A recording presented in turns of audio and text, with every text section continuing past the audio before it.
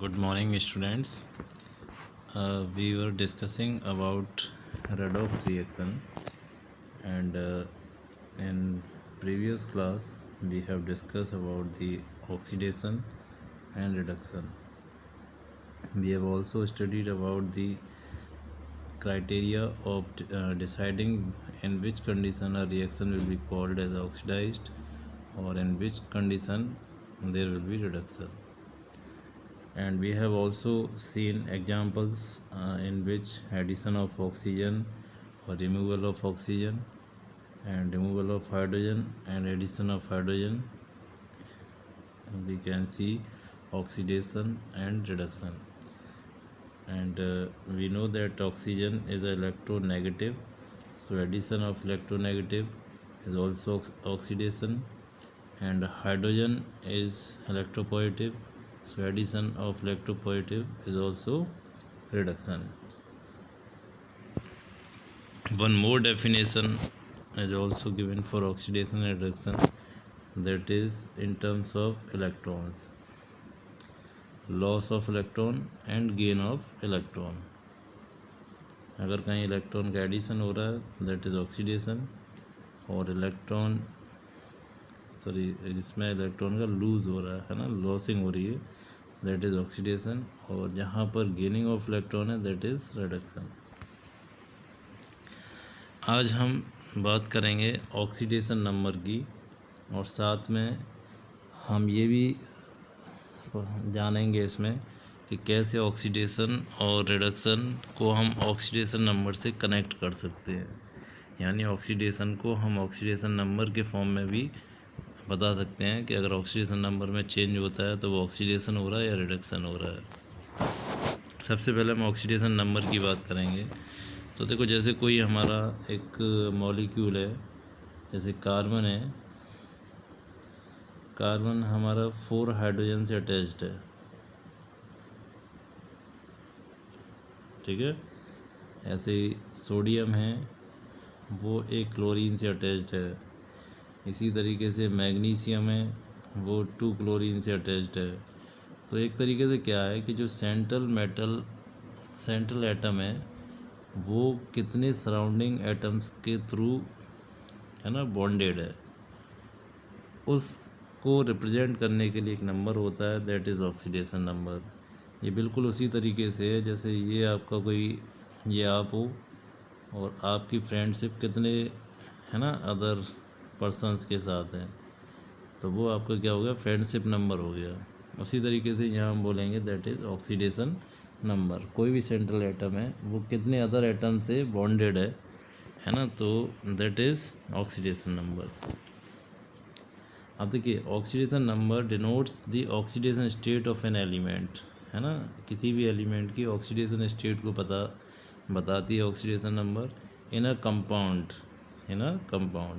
यानी एक कंपाउंड है कोई भी, उसमें एक एटम कितने अदर एटम्स के साथ कनेक्टेड है, इसको ये कंफर्म करती है by set of rules formulated on the basis of electron in a covalent bond belongs entirely to more electronegative element. ठीक है, एक कोई भी हमारा एटम है वो कोवलेंट बॉन्ड के थ्रू अटैच्ड है अदर एटम्स के थ्रू. जाहिर सी बात है वो या तो इलेक्ट्रॉन शेयर करेगा, है ना, कितने शेयर कर रहा है, 1 कर रहा है, 2 कर रहा है या 3 कर रहा है, उसकी बेसिस पे हम ऑक्सीडेशन स्टेट को डिसाइड करते हैं.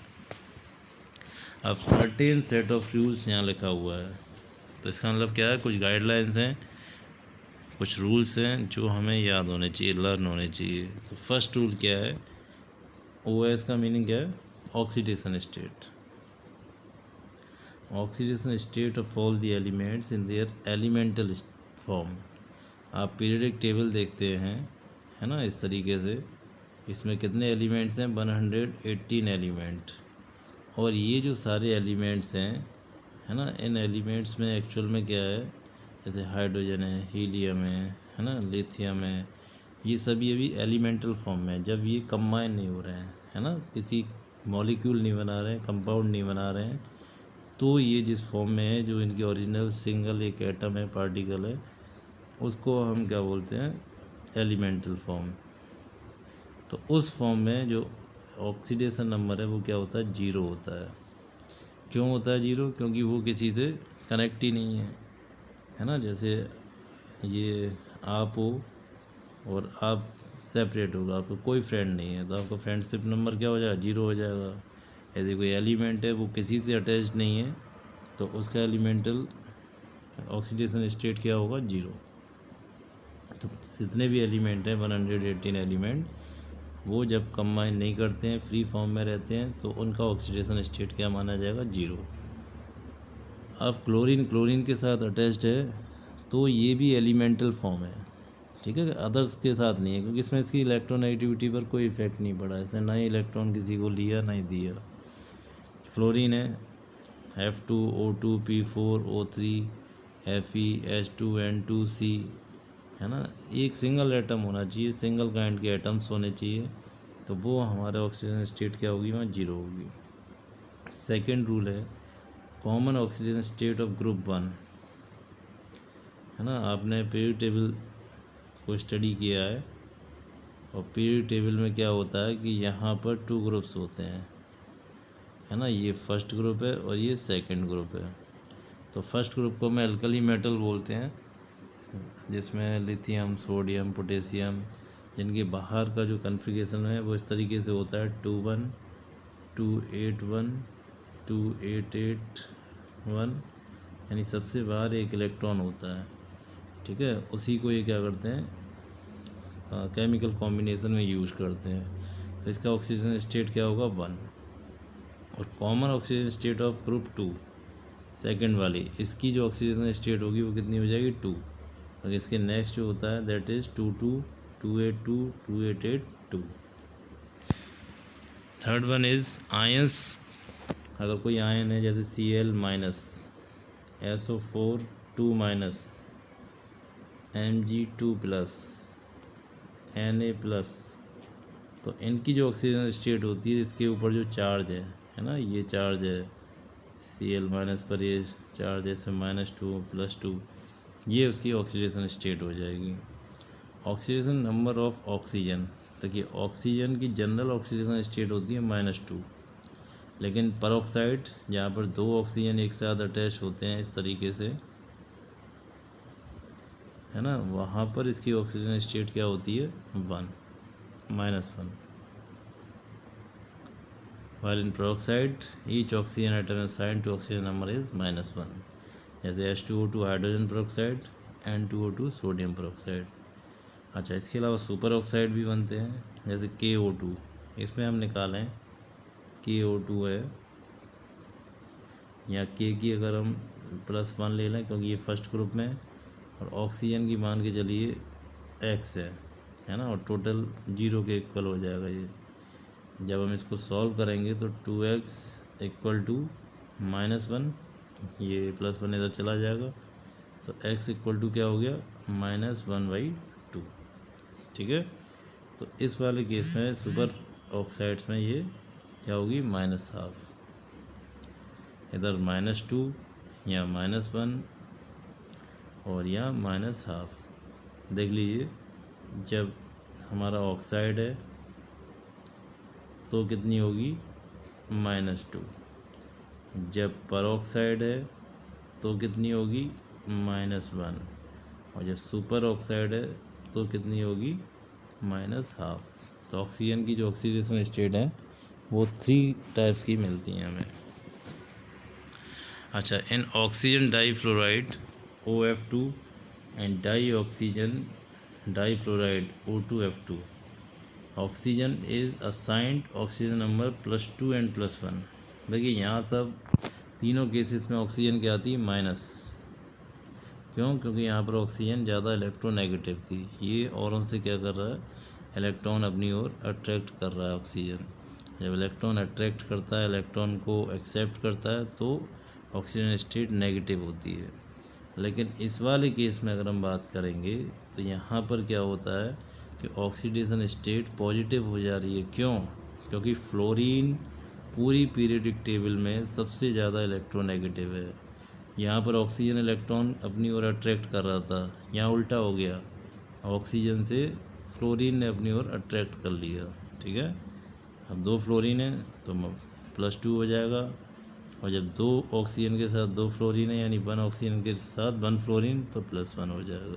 ठीक है, तो जनरली ऑक्सीजन की जो ऑक्सीजन स्टेट है माइनस में होती है, लेकिन जब फ्लोरीन के साथ आ जाएगी तो वो प्लस में हो जाएगी। ठीक है,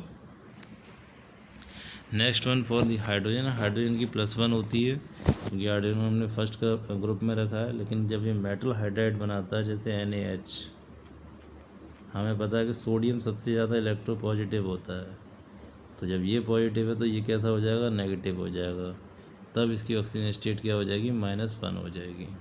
ठीक है, हाइड्रोजन की हमेशा ऑक्सीडेशन स्टेट +1 होती है क्योंकि इलेक्ट्रोपॉजिटिव होता है, लेकिन जब ये मेटल के साथ कनेक्ट हो जाता है, क्योंकि मेटल इससे भी ज़्यादा इलेक्ट्रोपॉजिटिव है, तो फिर ये नेगेटिव हो जाएगा और इसकी ऑक्सीजन स्टेट क्या हो जाएगी, -1।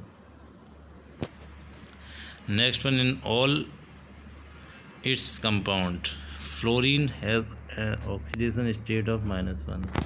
देखिए ये आप समझ लीजिए जो ग्रुप 17 है वो हैलोजन वाले होते हैं, इसमें फ्लोरीन, क्लोरीन, आयोडीन, ब्रोमीन, है ना, ये सारे हमारे क्या हैं, नॉन मेटल्स हैं। नॉन मेटल की टेंडेंसी होती है कि इलेक्ट्रॉन को ये क्या करते हैं, एक्सेप्ट करते हैं, है ना। और दूसरी बात, फ्लोरीन सबसे ज़्यादा इलेक्ट्रोनेगेटिव होता है, तो उसकी तो -1 हमेशा रहेगी, लेकिन साथ ही ग्रुप 17 है उसकी भी क्या होती है, -1 होती है। अच्छा, एक क्वेश्चन बनता है इसमें इसके ऊपर कि algebraic sum of the oxidation number of all atom must be 0।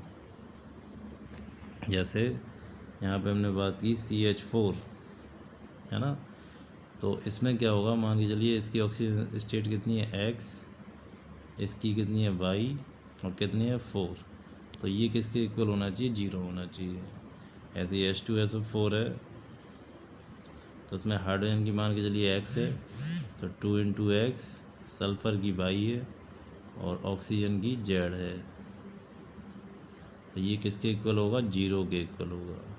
ठीक है, इसका मतलब ये है। अब इससे हमें बेनिफिट क्या है, बेनिफिट इससे ये है कि जो हाइड्रोजन है, एक तो ये होता क्यों है, क्योंकि कोई भी हमारा जो मॉलिक्यूल है वो उसकी सारी वैलेंसी सेटिस्फाई होती हैं, इस वजह से इक्वेशन बन जाता है हमारा इस तरीके से, है ना, अगर वो चार्ज लेस है, न्यूट्रल है तो। दूसरा, अगर हमें कोई भी 2 इसमें से ऑक्सीडेशन स्टेट पता हो तो थर्ड वन को हम क्या कर सकते हैं, कैलकुलेट कर सकते हैं, है ना। जैसे मान के चलिए इसमें हमें सल्फ़र का पता करना है और हाइड्रोजन का और ऑक्सीजन का हमें पता है ना। कैसे पता है, देखिए हाइड्रोजन का होता है +1 क्योंकि जनरली +1 होता है, अभी हमने ऊपर एक रूल पढ़ा था उसके अकॉर्डिंग। सल्फ़र का हमें निकालना है तो मान लीजिए X है, और ऑक्सीजन का जनरल होता है -2, और कितने है, 4, तो इक्वल टू क्या हो गया, 0। अब इसको हम सॉल्व करें तो सॉल्व करने पर क्या होगा, ये +2 हो गया और ये 4 और 2 कितना हो गया, 8, -8, और इसमें से +2 माइनस हो गया तो कितना हो गया, -6, तो x इक्वल टू +6 आ गया। तो सल्फ़र की ऑक्सीजन स्टेट कितनी है यहाँ पर, +6। सल्फ़र कितने एटम से कनेक्टेड है, 6 एटम्स के साथ। ठीक है, तो 8th रूल बहुत इंपॉर्टेंट है, इस पर कई सारे क्वेश्चन बनते हैं और आपको कई सारे मॉलिक्यूल्स दे दिए जाएंगे, उनकी हेल्प से आपको एक एटम की ऑक्सीजन स्टेट पता करनी होगी। अच्छा, ऐसे ये polyatomic ion algebraic sum of the all oxygen is equal to the charge. अब जैसे सल्फेट आयन दिया हुआ है तो इसमें ये बोल रहा है कि सल्फ़र और ऑक्सीजन इन सब की जो ऑक्सीडेशन स्टेट होंगी उनका जब हम सम करेंगे तो वो किसके इक्वल होगा, -2 के। जैसे इस वाले में वो 0 के इक्वल होता था क्योंकि मॉलिक्यूल हमारा न्यूट्रल होता है, लेकिन पॉली माने मैनी और एटम माने कई सारे एटम का आयन, ये पॉली एटमिक आयन है, तो ये इस वाले केस में क्या हो जाएगा कि सबका सम किसके इक्वल होगा, -2 के। ठीक है, आप चेक भी कर सकते हैं, यदि सल्फ़र है तो 6 होता है, ठीक है, और ऑक्सीजन कितना है, -2, और कितने हैं, 4, तो 4 × -2 कितना हो गया, -8, और -8 में से जब 6 माइनस करेंगे तो कितना आ गया, -2, और ये भी कितना है, -2। इस तरीके से कोई भी हमारा पॉली एटमिक आयन है उसके लिए हम इसमें किसी भी एटम के लिए भी निकाल सकते हैं और उसका जो सम है that is equal to the charge. अच्छा, इसके अलावा एक ऑक्सीडेशन वो स्टोक नोटेशन होता है। स्टोक नोटेशन का मीनिंग है कि जो ऑक्सीडेशन नंबर है उसको हम रोमन नंबर से रिप्रेजेंट करते हैं। जैसे आयरन की 2 ऑक्सीडेशन स्टेट होती हैं, एक +2 होती है और एक +3 होती है ना। उसी तरीके से Sn है, Sn की +2 है और +4 है, गोल्ड की +1 है और +3 है। तो इस तरीके से डिफरेंट एलिमेंट्स की जो हम ये शो करते हैं ये क्या उनकी अलग अलग ऑक्सीडेशन स्टेट है। ठीक है, इसको आप प्रिपेयर करिए, इसके नोट्स बनाइए साथ के साथ। और मैंने आपको बताया कि 26 को ना 26 अक्टूबर को आपको अपने सारी सब्जेक्ट्स की कॉपी सबमिट करानी है करेक्शन के लिए, और साथ ही आपको जो एग्ज़ाम्स हैं उसके लिए भी जो गाइडेंस है 26 को दिया जाएगा। आप सभी 26 को प्रेजेंट रहें, है ना। जो एब्सेंट रहेगा उसको हाफ ईयरली एग्ज़ाम में, है ना, अलाउ नहीं होगा फिर। ठीक है, थैंक यू।